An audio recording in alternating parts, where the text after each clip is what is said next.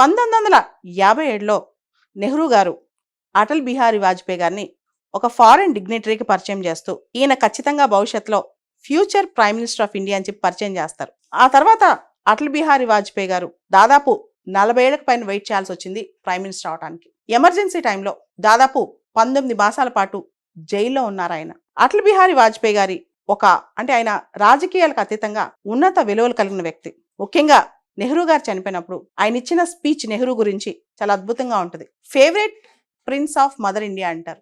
ఈ మదర్ ఇండియాకి జవహర్లాల్ నెహ్రూ ఒక ఫేవరెట్ ప్రిన్స్ అంటారు. ఈనాటి రాజకీయాల్లో ఎప్పుడెప్పుడు అపోజిషన్ వాళ్ళు పోతారని చూస్తున్న రాజకీయాల్లో ఒక మహోన్నతమైన వ్యక్తిని చనిపోయినప్పుడు ఆయన పొగుడతారు అటల్ బిహారీ వాజ్పేయి. అంతేకాదు ఆయన భారతీయ జనసంఘ్ కో ఫౌండర్ కూడా. తర్వాత ఆయన భారతదేశానికి విదేశీ వ్యవహారాల శాఖ మంత్రి కూడా అవుతారు. ఐక్యరాజ్య సమితిలో కూడా అనేక అంశాల్లో ఆయన భారతదేశాన్ని రిప్రజెంట్ చేస్తారు. ఆ తర్వాత రాజీవ్ గాంధీ గారు భారతదేశానికి ప్రధాని అయినప్పుడు ఓ పక్క కాంగ్రెస్ పార్టీ పరిపాలన ఉంది, ఇంకో పక్క ఈయన అపోజిషన్ లీడర్.